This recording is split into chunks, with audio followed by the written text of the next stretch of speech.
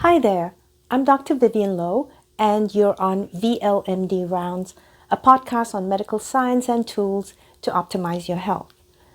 Now, I wasn't going to talk about today's topic, but given what's been going on in the news and all the questions I've received from patients and friends and family members, I thought today's episode should be on lead and cadmium in chocolate. Let's go. So those of you who've been following the news, you know by now that Consumer Report came out with a study that showed that there's lead and cadmium in about 20 brands of chocolate that they examined. And this sparked a lot of concern immediately after. I had patients wanting to know, friends wanting to know, is it safe to eat chocolate products?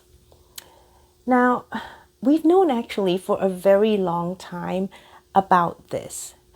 In 1820, there was a report from London that basically showed that there was a lot of lead in confectionery that was sold across the city. And since then, we've been very aware of heavy metals in our food supply, and I just feel like this is probably recycled news. Maybe it was a slow news period and, they felt the need to bring this up again. Nonetheless, in today's episode, we will talk about contamination of our food supply with heavy metals and what are some of the side effects, what to look out for, but most importantly, what to do about it. All right, should you actually stop consuming chocolate products? Right, we know that chocolate comes from cocoa trees, and some of you asked me about cacao. So cacao and cocoa are the same thing. When we talk about the cocoa tree and cocoa products, we are essentially talking about cacao as well. So we have the cocoa tree, and it bears these pods, and the cocoa beans or cacao beans are actually in the pods. Now, when we actually try to make chocolate, what we do is we pick the pods and we strip the beans from the pods. And then you take the beans and now you roast them. Now, this is the difference between culinary cocoa and cacao. So cocoa beans, which eventually become chocolate, those are roasted at very high temperatures. And cacao is just processed a little differently. They are roasted, but they use much lower temperatures. So that's really, in the culinary sense, the difference between cocoa and cacao. But again, they're the same product. They come from the same source, which is the cocoa tree. All right, so they roast these beans and then they grind them into a liquor. So this liquor is actually your chocolate, and that gets made into different chocolate products. Now, if you're familiar with chocolates, you go to the store and you'll see like 70% chocolate and 80% chocolate. What does that mean? Essentially, chocolate is made up of cocoa solids, which is the carbs and a lot of the fiber. It also has cocoa butter in it, right? And so all of this will make up your chocolate. If it's just pure cocoa products, that would be 100% chocolate. And that is obviously a very dark chocolate. Now, if it's 70% chocolate, then what it means is that 70% of that bar comes from cocoa, and then the remaining 30% would be other ingredients such as milk and sugar and whatever other flavoring. Sometimes they put fruit and all that kind of stuff in the bar. All right. So obviously 100%, that very dark chocolate, is the pure chocolate itself. And this is true also of cocoa powder. Cocoa powder in itself is just the cocoa, not anything else added to it. Mostly the cocoa solids, little bit of cocoa butter as well in some varieties, all right? So you're really going to find a lot more of the cocoa in the cocoa solids, in the powder that you use for your hot chocolate. And then, of course, in your dark chocolate bars as well. And this study was really focused, the one, by Consumer Reports, they were really focused on the dark chocolate that you see in the supermarkets, right? And also a lot of the baking chocolate I think they use. You often see the 100% just pure chocolate bars for baking. So that's what they're focused on, because most of the heavy metals are really found in the cocoa solids. They're not found in the sugar or the milk, not so much in the cocoa butter as well. So we're really focused on the cocoa solids here. And so the more of milk and sugar products that you have in the bar, then the less of the cocoa solids, and therefore, we hope, the less contamination. But this is a matter, I think, of choose your poison, because die by sugar or die by like lead and cadmium, right? So, all right, onward. Now we know how we process the chocolate. So where do we get the lead and cadmium from? Well, mostly it's in the earth, and also we add to it by sort of industrial works that we do. Okay, so in the Earth's crust, you have a lot of minerals in the soil. You'll find things like manganese, and you'll have zinc, you'll have iron, you also have lead, and you also have cadmium. And this is particularly true in areas where you have sort of a volcanic region. You'll find, for example, a lot more cadmium there. Areas where they have a lot of forest fires, you'll also find more of the cadmium there. We then also have industrial works. So we have factories that do things like smelting and soldering and other sort of industrial processes. And if they're not very careful about how they dispose of some of their waste products, that gets into the soil. Obviously, it gets into the water supply, and then it leaches into the soil, and then the plants soak it up. Okay, so let's start now with cadmium. Cadmium, when I think of cadmium, first thing I think about would be batteries, because you use cadmium in batteries and solar cells, and some pigments as well, and in some of the industrial works that you have. The most toxic form would be in the fumes. So people who are working with cadmium, and they have to, be careful about inhaling those fumes, because if they do inhale the fumes, that's really serious damage to the lungs. And often, with a heavy dose, it can cause death. The rest of us, the human exposure, is going to be limited mostly to the diet. Now, I told you it's in the soil, and so obviously plants take up the cadmium. And the plants where you find the most cadmium would be cereal grains, and also the root vegetables, potatoes, that kind of stuff, but other types of vegetables as well. And, with the grains, rice, cereal, for example, the products that are made from these cereal grains would then also contain the cadmium. You can also have cadmium in mushrooms, and you can find cadmium in organ meats, also shellfish. Now, there are some areas in the world that have more cadmium contamination in the soil. So I'm thinking of a region in Japan where the soil was heavily contaminated through industrial works with cadmium. And people who ate rice from this region really developed cadmium toxicity.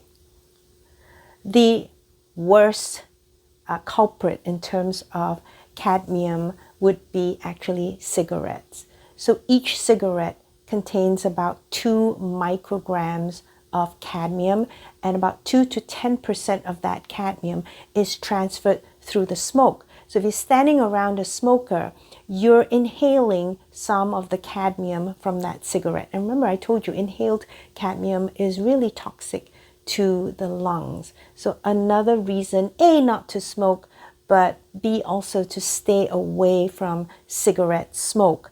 Now, through the diet, the rest of us were exposed to somewhere between 30 to 50 micrograms per day of cadmium. It's really the smokers that probably have the highest burden.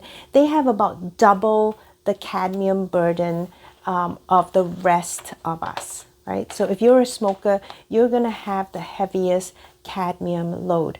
Now, with chronic cadmium exposure, you can see things like a mild anemia. People may develop anosmia, which is a loss of a sense of smell, and they can have maybe yellowing of their teeth. We can check your blood for cadmium.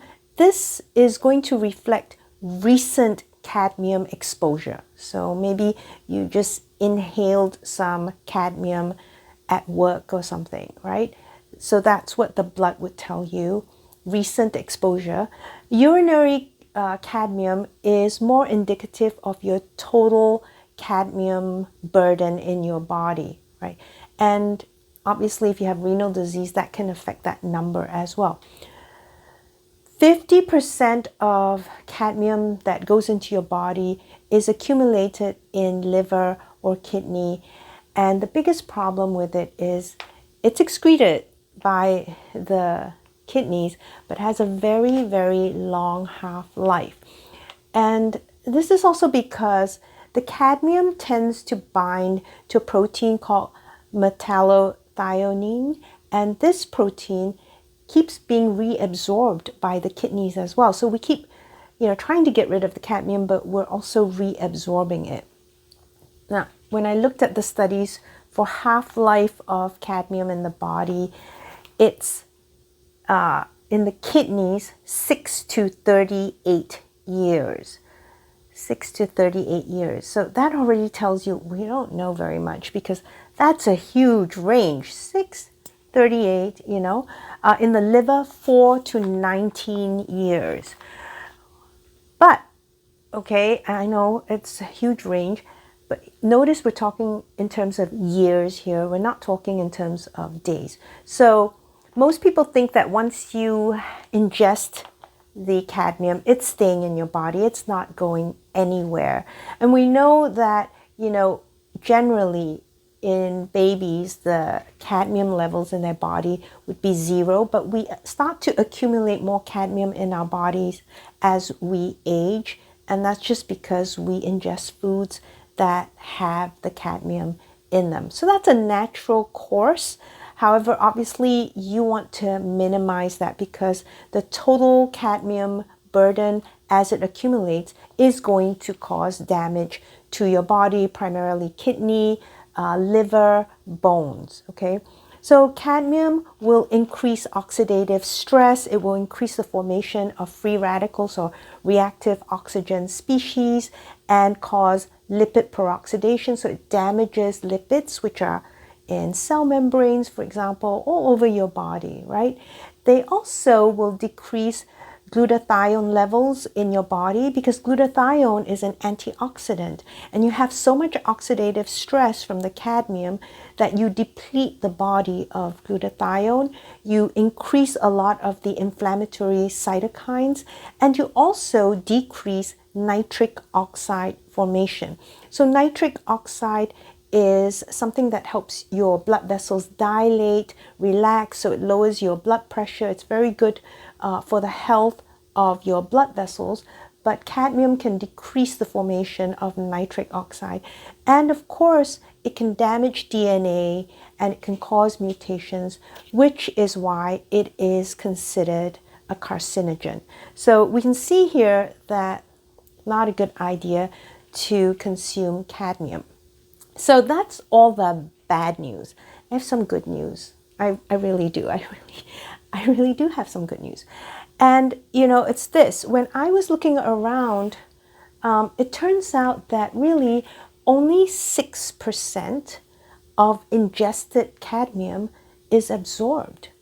So that's a very small percentage, slightly higher in kids, right? And it's higher if you have iron deficiency. So in people with iron deficiency, it's more like 9-10% of that cadmium is absorbed. And there's more cadmium absorbed if it's consumed sort of on an empty stomach or with water than if consumed with food, right? So already a very small amount is actually absorbed into the body, and it's even less if you consume it with food. So there's the good news, because even if a substance has cadmium in it, ingesting it, you're only really, if you're not iron deficient, absorbing maybe about 6% of that cadmium. All right, so that is the cadmium. Let's move on now to lead. So lead you can find in leaded gasoline, and then again in smelting of lead, pottery, a lot of lead-based pigments and paints, right? I think they've gotten rid of most of it, but apparently there's still this yellow chromate lead pigment that's still around and still being used. So a lot of the older houses, I'm in New England, a lot of the older houses still have lead paint on their walls. So that's where you could get exposed to it, especially kids. And the other place that you can find lead is in cosmetics. So I've known this for a long time, and when I first came to this country and realized this, I made sure only to purchase my cosmetics, especially lipstick, because, the pigment, right?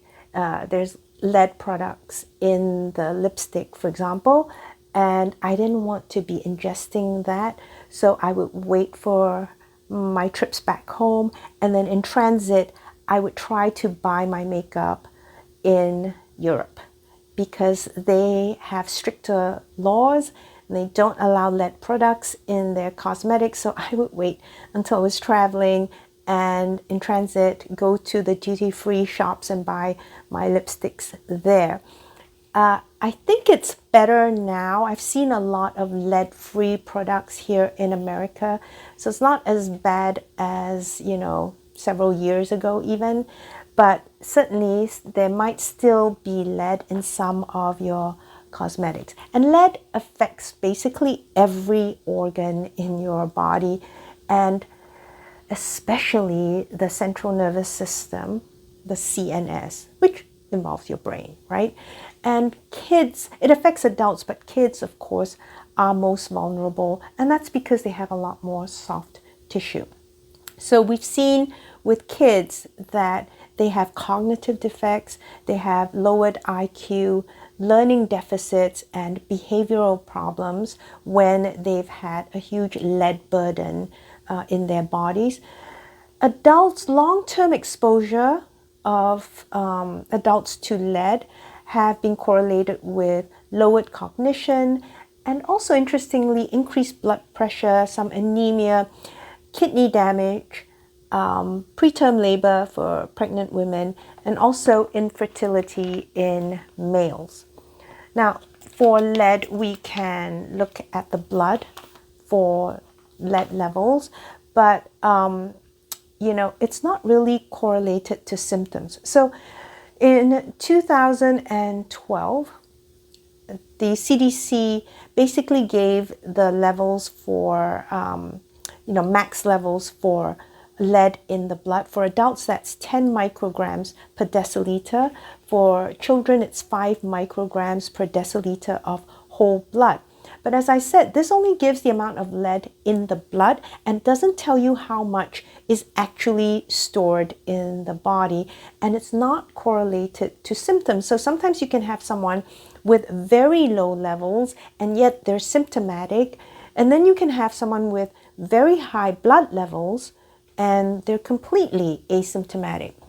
So with patients in whom you suspect some lead exposure, heavy lead exposure, then, these are people you really want to follow over time, even if they're not symptomatic. I would say, especially if they're not symptomatic, you're going to be checking their blood levels to see if they're still having continued exposure to lead. But you also want to watch out for, the subtle signs of lead intoxication. So those are the patients you want to follow closely and to take a good history and physical with.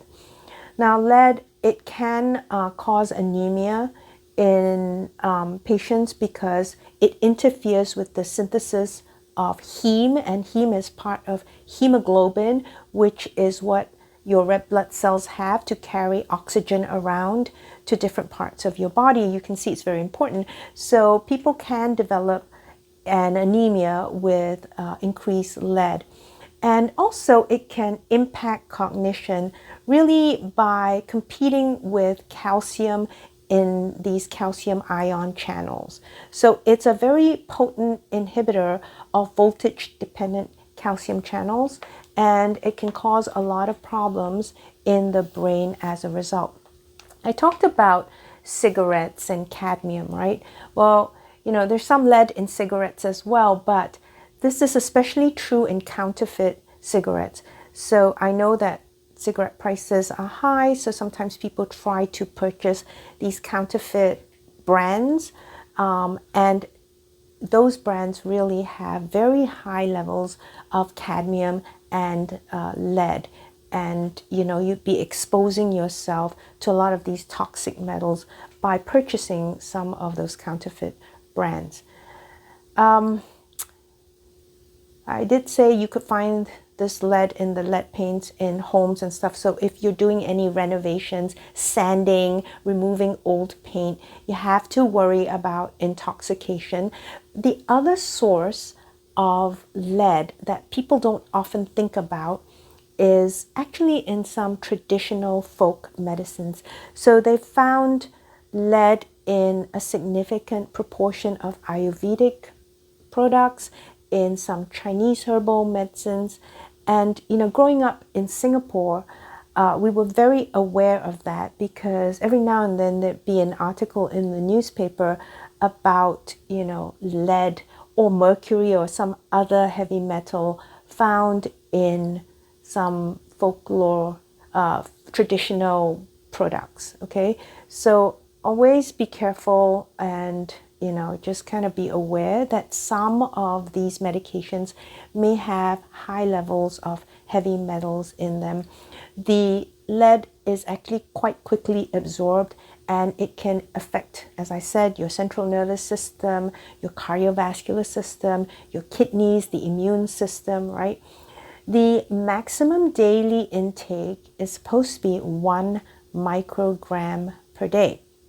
But even this small amount, if taken chronically, can cause problems. And that is why in practically every article, every study I looked at, you would see that they would emphasize there is no threshold value for lead levels below which its concentration is safe.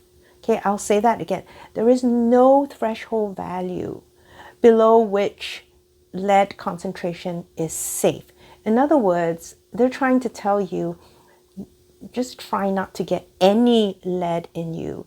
And extremely low but chronic exposure to lead can, be linked to reduced cognition in children and also in adults. And I think I saw somewhere that with adults that had chronic exposure to lead in childhood, they were found to actually have decreased brain volumes, especially in the prefrontal cortex, right? So when they looked by MRI, they found that these people who had been exposed in childhood to lead had shrunken brain volumes. Now, it really depends on the amount of lead that you've ingested in an acute situation. You're going to see acute lead intoxication at the lower end, 25 to 60, let's say, micrograms per deciliter, you're going to see things like foggy brain, irritability, maybe some behavioral issues, some headache. But when we get to higher levels, like greater than 80 micrograms per deciliter, those people can present with abdominal colic, so they have a lot of abdominal pain. And by the time you get to above 100 micrograms per deciliter, they're very seriously ill. They have encephalopathy, they have brain swelling, they can go into a coma, have seizures, and also likely die from it, okay? And of course, it's worse in kids. So I said greater than 100 micrograms per deciliter. For kids, greater than 70, and they're going to have seizures and problems, severe problems. They'll probably be in the ICU for that.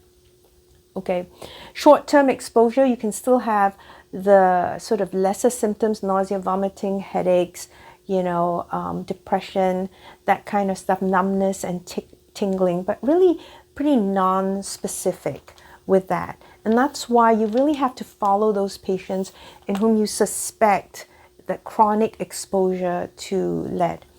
Now, what do we know about absorption of lead once you've ingested it? So it turns out about 20% of inorganic lead that is consumed is absorbed. 20% in adults. In kids, that's 50%.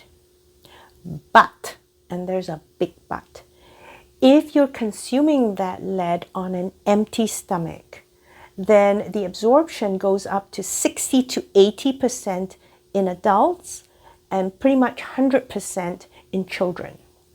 Okay, so when you consume your chocolate is going to be really important. Now, obviously, I don't like the idea of snacking, but you definitely don't want to give a chocolate snack to your child, okay? So most kids, if you're giving them chocolate, I doubt it's dark chocolate, although you might be giving them a cocoa drink, a hot chocolate, okay? So you want to make sure that if you're going to give chocolate products to your kids or you're going to consume them yourself, you probably want to limit it to after a meal, maybe as a dessert, you can have your chocolate product then, because the absorption is much decreased. So in adults, like I said, it's about 20% at that point. 50% still pretty high in the kids, but much, much higher if you're consuming this on an empty stomach. And, once you consume it, it's felt that a lot of this lead can be non-toxic in the sense that it's sequestered in your bones and in your teeth and, sort of stuck in there in the bones and teeth. And the rate of absorption into those tissues in adults is about 94%. But in kids, again, it's only 70%. Now, kids, as they're growing and they're developing, their bones are constantly remodeling. So this means they're also breaking down bone and reforming them, right? And as they break down bone, any lead that may be stored there gets released again into the bloodstream. And kids also have, proportionally more soft tissue than bone, right? And then when compared to adults. And so they're going to be, again, more vulnerable to any lead exposure. In terms of the half-life of lead in the blood, it's about 40 days longer, again, in children, okay? And treatment for acute exposure, you can do something called chelation therapy, and this is giving them an IV solution that will bind up the lead and remove it. Okay, so that's one possibility, especially for someone with an acute intoxication. You might want to try it in people who have chronic exposure and you're trying to decrease their overall lead burden in their bodies. But unfortunately, while it can lower the blood levels of lead, chelation therapy hasn't really done anything to improve cognitive performance in kids. And probably because this is, by the time you discover this and start the treatment, it's kind of too late and you've done some damage to the nervous system as well. Okay, So let's do our brief wrap up now. We talked about where chocolate comes from and how it's produced. And I just want to add that it's actually in the processing that you get the most contamination. So it turns out the cocoa plant is very smart. It absorbs a lot of minerals from the soil, and this is great if it's absorbing zinc and calcium, and we ingest those things because it's a good source of minerals for us. But it also absorbs a lot of the heavy metals, and most of this is actually going to be in the pod shell. And the cocoa beans themselves, when they've done studies, they haven't actually found much lead or cadmium in the cocoa beans themselves. So it seems as if the plant has a way of protecting the beans by actually concentrating all those toxic minerals in the shell. However, when we're stripping the beans from the shell, when we're processing it and, in transportation, actually the processing part is where we get the contamination into the chocolate, okay? And that's how we get most of those toxic metals in the chocolate. So we talked about cadmium and, some of its toxic effects in the body. The most important thing to remember there is that once in the body, it pretty much stays there for the rest of your life. And your aim is just to not accumulate that much cadmium. You're going to accumulate some. You just want to minimize that level. At very high levels, it can damage your kidney, damages your liver, and it causes oxidative stress, brings about inflammation, and is also carcinogenic. The good news is that actually very little of cadmium is absorbed, only 6%. Higher, about 10% if you have iron deficiency. So make sure you're not iron deficient. And also, less is absorbed if you're eating it with food as opposed to just drinking water with it, right? So you want to make sure that you're eating your chocolate with food. The same is true of lead in the sense that, okay, it is highly toxic and it's worse than cadmium because it has really profound CNS effects, especially on kids, but also in adults. And these defects, they are irreversible and they are lifelong, and people have decreased cognitive performance and lowered IQ and behavioral issues associated with lead toxicity. Now, in chronic lead toxicity, it stresses out the brain and shrinks your brain, but it is toxic to pretty much any organ that you can think of. The good news, again, with lead is that you can decrease the amount that is absorbed by eating the chocolate with food and not on an empty stomach, because with food, it will be only about 20% that's absorbed in adults. Still a pretty high burden in kids, about 50%. But if you take it on an empty stomach, about 60 to 80% is absorbed in adults, and 100% is absorbed for the kids. One other thing I forgot to mention, you can try to consume your chocolate products again with some metal chelators. So citric acid is a non-specific chelator, and you could try to consume it with that in hopes of binding some of this, the lead and the cadmium as well.